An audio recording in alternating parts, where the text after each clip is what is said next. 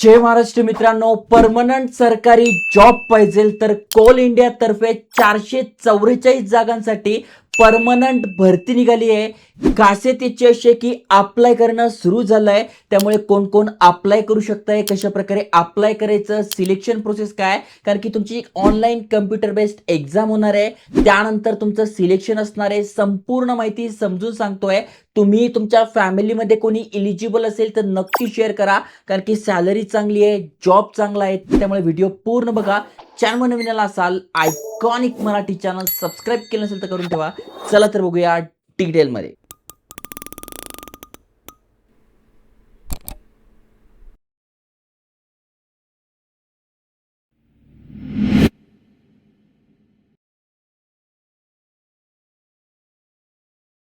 जय महाराष्ट्र मित्रांनो, तुम्ही स्क्रीनवर बघू शकताय Coal India Western Coalfields Limited यांच्यातर्फे हे अपडेट आलेलं आहे. जसं की मायनिंगचे जे कामं चालतात त्यामध्ये टॉप लेवलची ही कंपनी आहे आणि यांच्याच तर्फे ही भरती निघाली आहे. तुम्ही ते बघू शकताय. भारत सरकारची मिनीरत्न श्रेणीची ही कंपनी आहे. नागपूरमध्ये आहे आणि महत्त्वाचं म्हणजे महाराष्ट्रात जॉब असणार आहे. याची नोटिफिकेशन झाली, अप्लाय लिंक झालं, संपूर्ण माहिती ते दिली आहे. तुम्ही वाचू शकता. 20 जुलै 2026 पासून 10 ऑगस्ट 2026 पर्यंत आपण अप्लाय करू शकतोय. अप्लाय कसं करायचं? ऑलरेडी अकाउंट असेल तर लॉग इन करायचं, नसेल तर आपल्याला काय करायचंय, रजिस्टर करायचंय. दोन्ही लिंक, याची लिंक तुम्हाला डिस्क्रिप्शनमध्ये मिळून जाईल.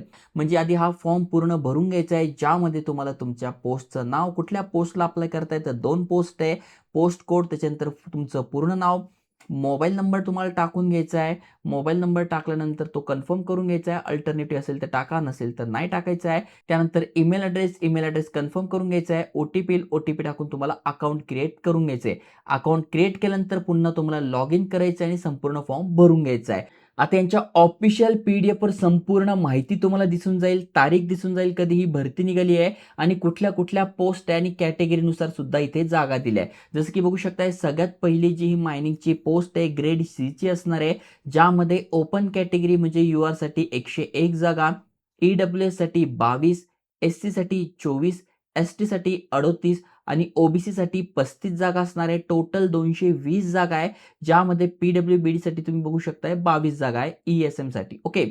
त्याच्यानंतर असिस्टंट फोरमॅन ट्रेनी यासाठी तुम्ही अप्लाय करताय, ज्याच्यामध्ये इलेक्ट्रिकल आणि इलेक्ट्रिकल सुपरवायझर ग्रेड सी ची ही पोस्ट असणार आहे. ओपन साठी 91, EWS साठी 22, SC साठी 26, ST साठी 29 आणि OBC साठी 56, म्हणजे अशा टोटल 224. म्हणजे टोटल बघायला गेलं तर 444 जागांसाठी ही भरती आहे.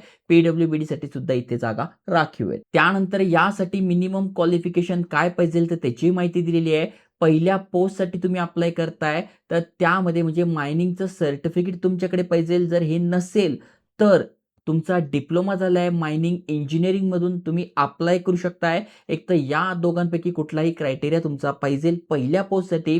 आणि दुसरी जी पोस्ट आहे, ज्यामध्ये 3 वर्षाचा तुमचा डिप्लोमा झालाय in electrical engineering from any recognised institute by government, चालू शकताय. म्हणजे डिप्लोमा पाहिजे 3 वर्षाचा आणि इलेक्ट्रिकल सुपरवायझरी सर्टिफिकेट तुमच्याकडे असेल, तुम्ही अप्लाय करू शकताय.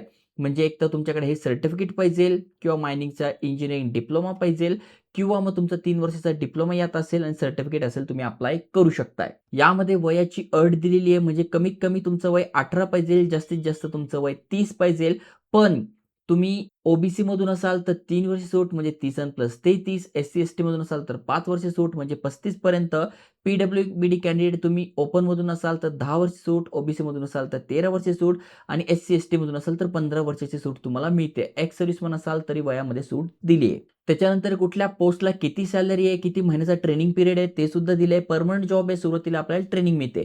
तर इथे बघा, पहिल्या पोस्टसाठी स्टार्टिंगलाच आपल्याला 47,000 रुपयांपासून स्टार्टिंग होते. भरपूर सारे अलाउन्सेस मिळतं. 6 महिन्याचा प्रोबेशनरी पिरियड आहे आणि त्यानंतर आपली जॉईनिंग होते. ओके.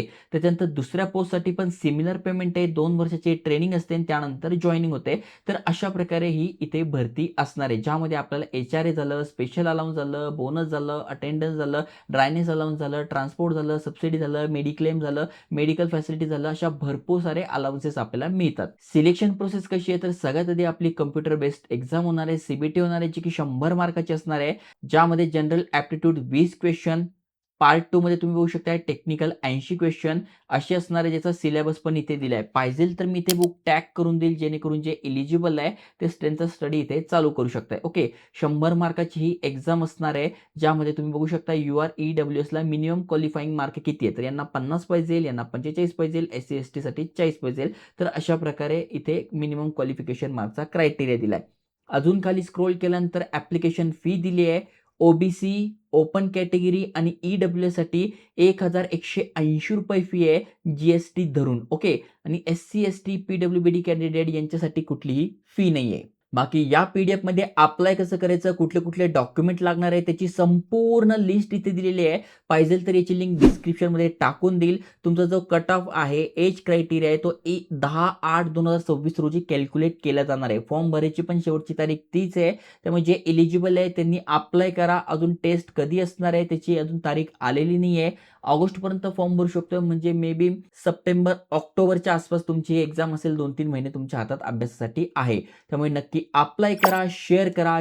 जय हिंद, जय महाराष्ट्र.